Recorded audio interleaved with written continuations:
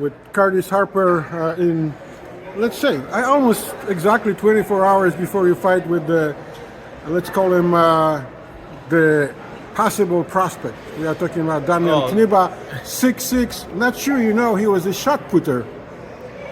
Yeah, the guy who throws those things to track and film me. Exactly. Yeah. So then he decided to be a fighter. Now he's 10-0 with 6 KO, and he is saying, and I agree with him, that this is the fighting you. It's a step forward. He doesn't treat you as a stepping stone. He treats you as a guy who helps him to become a better fighter.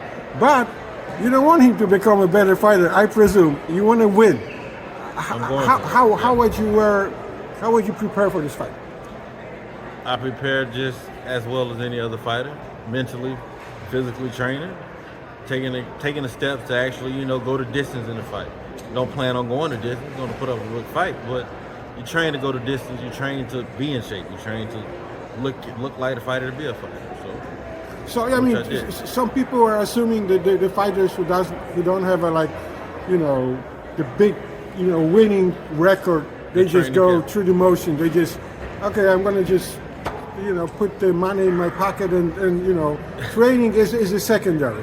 As far as I know, it's not you. No, difference between the top guys and the other guys like myself. I consider myself a champion because I'm constantly and mentally always in fighting. I'm not that guy that got a. But not now. I just want to ask.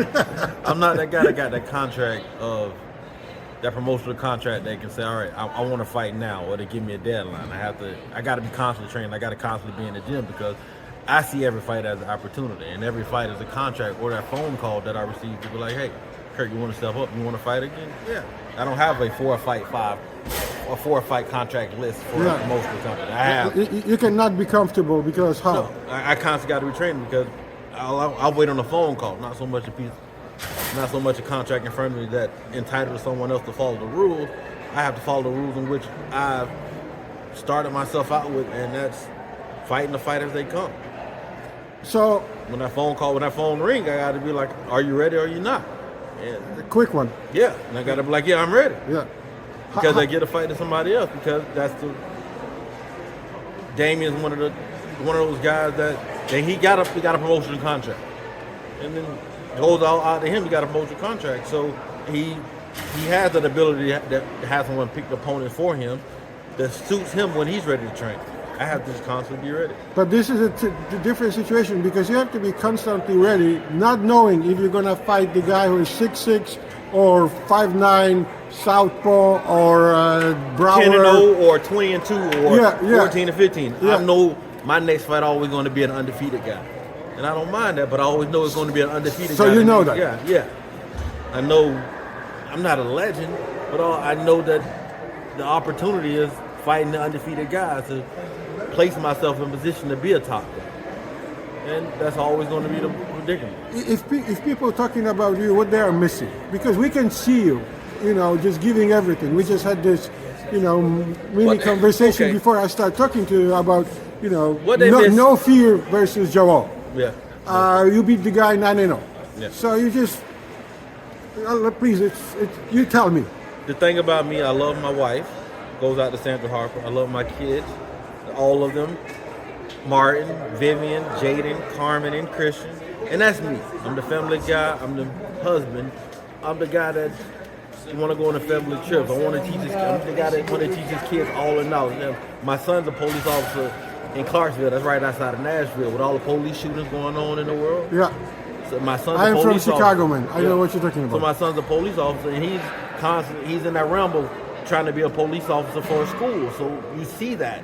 And those resource officers and mental health awareness. My wife, a counselor therapist, got a master's degree in psychology, and she's so she probably did see everyday stuff. She see me. She's in control of me mentally, and I'm missing her right now because she's not here with me. But I'm constantly on the phone with her, and she reminded me, baby, you are meant to do this. You know who you are, and I'm a fighter.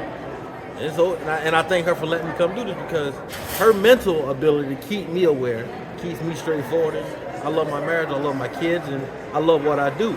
I love, for one, shout out to Clarksville. Shout out to those two Democratic black guys who really fought for gun control, not only should they have just fought for gun control, they should also fight for mental health awareness. Meaning, people should be aware to look at other people and see if something's wrong with them. To say, hi, how are you doing? What's going on? How's your day? What's going on with you? To give a smile to someone else, because that smile goes a long way with someone who's mentally of course, you have completely different opinion if you know who the other person is or what their circumstances are. Yeah. And nobody sits there and say, you literally just walked in the elevator and saw me and spoke to me. Exactly. Now imagine if all us as human beings can just constantly talk to the person next to you. If you can constantly talk to the person next to you and say something, you're dreaming, man. I would love to. I know. And I'm a dreamer. I'm a dreamer. Yes. Martin Luther King dreams also. But the dream is, we have to be aware. You don't have to actually be in a conversation with someone, but if you would never spoke to me if I wasn't smiling, right or wrong, if I was just constantly, my head was down, walking straight to the elevator, you wouldn't even say anything to me. Yeah. But since I was walking with a posture and a smile, you engage in conversation with me, and now here we are doing the interview. So, and I thank you for that, because nobody had. I mean, it's their loss, not ours. So one thing what I know about you, which I had no idea, is the mental part. Let's not talk about that. No. Because you're gonna be fine. Yeah. Whoever you find, Yeah. we saw it before. Yeah.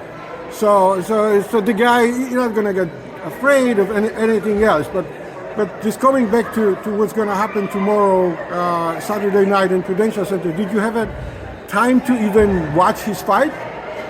Yeah, I've had time. Damian Knyba? Yeah, I have time, but in secrecy, they control that. Who's fought in all the fights you've seen. I've seen enough to understand that he's aggressive, and he doesn't like aggressive. So I'm just in a matter of being an in-between for that. So come tomorrow, you just have to you have to be patiently wait. You people have to patiently wait to see what happens in the ring, because tomorrow I'm going to be that guy to step forward and give him something that he can't walk around or grab or hold on to. Oh, I don't think so. He likes to do that. I No, mean, he's more like as you probably saw it. He's one of the guys who would like to engage and watching his last, let's say, 4 fights I watched. He's one of those heavyweights who like 60, 70 punches are out. Not many people do that. He likes to do that if you let him to do it. Yeah, that's the thing. What I see it. What I see it that. You mentioned something I want to ask you when you talk about your family, the card you had during the weigh-in. What was it? Because I didn't see it. That was a donation of art pieces that I had that I'm donating to Nashville, to the school and to each of the families that went through the shootings in Nashville on March 27th. I wanted, because our art programs in our country are not opening. Our position to have people open up, to have a conversation. Like if for boxing, you're being able to communicate with me. You can see what type of personality and what person I am, and that's because the art of boxing. And I just want to be in support of art and allowing people to know, no matter if you're gay, straight, all LBGT, there's an opportunity in art. There's opportunity in the crafts in the world to actually communicate with someone else, to see and to engage and to get a personality from another person, to share an experience. I wonder how many people watching the interview, which I'm sure they will. I'm going to post it tonight. It's going to finish the interview. He said, "Oh, this is the part I did not knew about Curtis, and probably I didn't knew about a lot of people who are around me." So it gives you something, but you will be judged. I mean, in your mind, I know the answer, but I want you to answer. What is more important part of Curtis Stevens? What we were just talking about, family man, Curtis Harper. Excuse me. I don't know why I said Curtis Stevens. Curtis Harper. He's a boxer. Shout out to Curtis Stevens. Yeah, but different weight class. Yeah, whole different weight class. Yeah, completely different weight class. Or the fighter. So my last question will be, why do you fight? I fight because I love it. I'm a fighter. I grew up in boxing when I was 13, 14 years old, and it kept me on a straight and narrow path, because I was taught the art of boxing, not just how to fight. I was taught the art of boxing. what boxing provide as far as a stability. You know what I mean? To be in direction of something better than just always seeing yourself. Fighters are just not. They don't fight just for themselves or fight for money. They fight for a purpose. They fight to. We fight to, you know. I'm sorry to say, you know, but we fight for entertainment. We fight to give other people entertainment. There's nothing wrong with that. No, that's why we fight. We fight so other people can see and not just applaud, but smile, laugh, engage, and communicate with just the world. And that's why I fight, because it's the art. You know what I mean? I want people to see the sport and the art in which boxing is for me. I'm not going to say I'm going to root for you because, you know, he's my countryman. But I wish you guys have a, you know, best possible fight and let the best man win. This is all what you can say. Yeah. This is why you're stepping into But I the will ring. win. Thank you. Okay, then you have it. Curtis Harper, thank you very much. I appreciate it. Thank you.